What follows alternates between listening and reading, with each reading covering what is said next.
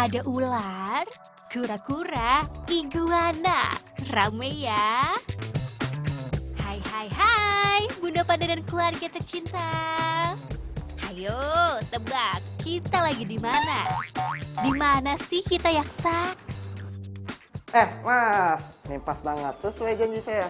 Titip ya mas, buat dicek hari ini, soalnya baru saya adopsi nih kebetulan. Si Gugun bun, ini salah satu kesayangan saya. Kira-kira mau ngapain lagi kita hari ini?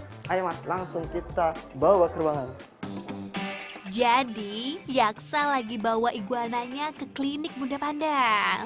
Duh, mudah-mudahan Gugun gak kenapa-napa ya. Tempatnya sendiri, salah satu klinik yang memang bisa dan biasa menangani serta merawat kesehatan aneka jenis reptil kesayangan.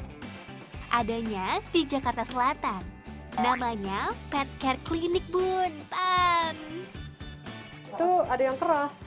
Nah ini salah satu penyakit yang bisa terjadi di iguana dan cukup sering itu adalah bladder stone. Bladder stone itu apa tuh Nah dok? itu batu di saluran kencing. Batu di Adanya saluran di dalam kandung kencing. Untuk nyembuhinnya deh dok, ini harus diapain nih kalau misalkan kena penyakit ini dok? Pertama kita harus diagnosa dulu, benar nggak ini benar-benar bladder stone. Kita ambil X-ray dulu ya. Fasilitasnya terbilang lengkap ya. Buat X-ray misalnya, ada. Jadi nggak perlu bolak-balik kemana-mana. Kalau segede ini penanganannya gimana nih dok? Bisa hilang sendiri atau nggak sih sebenarnya? Nah batu seperti ini saya nggak pernah alami bisa hilang atau hancur. Jadi kalau misalnya kondisi iguana memungkinkan, lebih baik dilakukan operasi.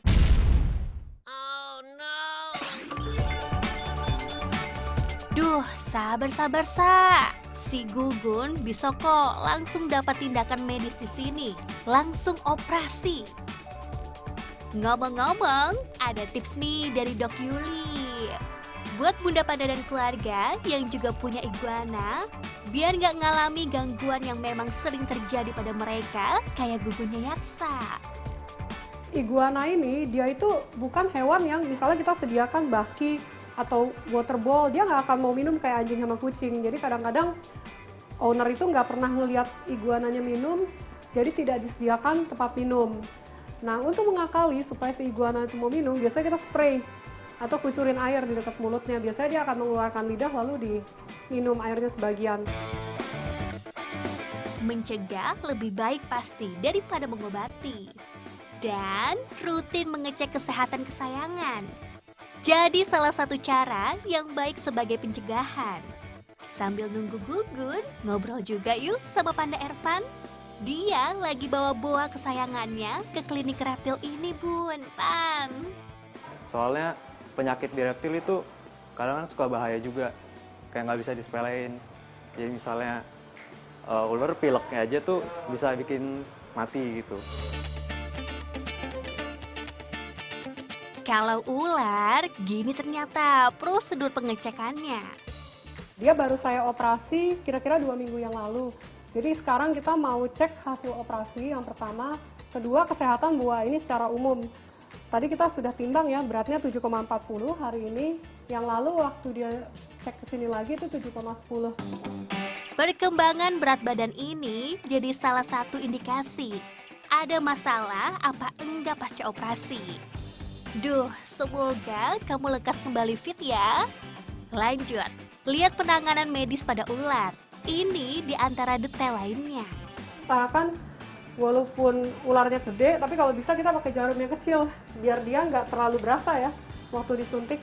Orang kan ngirain tuh ular hewannya kuat ya, padahal mereka itu kalau disuntik itu ada yang sensitif tuh berasa sekali. Kita mudah-mudahan ini nggak terlalu berasa. Terus, kalau masalah kesehatan yang relatif sering menyerang ular apa ya? Ternyata di antaranya flu Bunda Panda.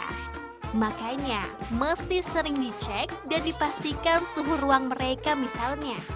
Harus sesuai dengan kebutuhan tiap-tiap jenisnya. Ngintip fasilitas lain di klinik reptil ini. Ada ruang rawat inapnya juga nih. Semua reptil kita terima, hanya kalau yang berbisa aja kita ada pembatasan ya. Jadi untuk jenisnya juga hampir semua sih kita terima. Jadi di dalam ruangan ini ada yang dari kelas tortoise, kura-kura, ada lizard, kadal, terus juga ada ular. Jadi tergantung kasusnya juga dan tergantung hewan-hewannya, penempatannya juga disesuaikan. Ruang-ruang opnam dipisah nggak hanya sekedar jenis pasiennya, tapi juga dibedain area penyakit-penyakit menular dan yang tidak. Nah itu kembali lagi semua tergantung diagnosa ya, diagnosa penyakitnya. Jadi treatment itu disesuaikan dengan diagnosa. Ada yang memerlukan obat-obatan saja, ada yang memerlukan dibarengi dengan infus, atau bahkan ada yang perlu dipasang selang makan. Nah itu semua tergantung dari kondisi masing-masing individu dan sakitnya apa. Pertanyaan selanjutnya pasti harga ya.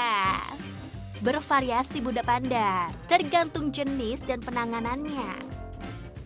Si Gugun habis operasi, jadi harus rawat inap dulu Bun, beberapa hari tergantung perkembangannya. Tapi ya kali kitanya juga nginep, nah mending nih kita cari makan. Kebetulan ada referensi nih kuliner dari Ipop yang lagi populer. Jangan kemana-mana, tetap di Ipop.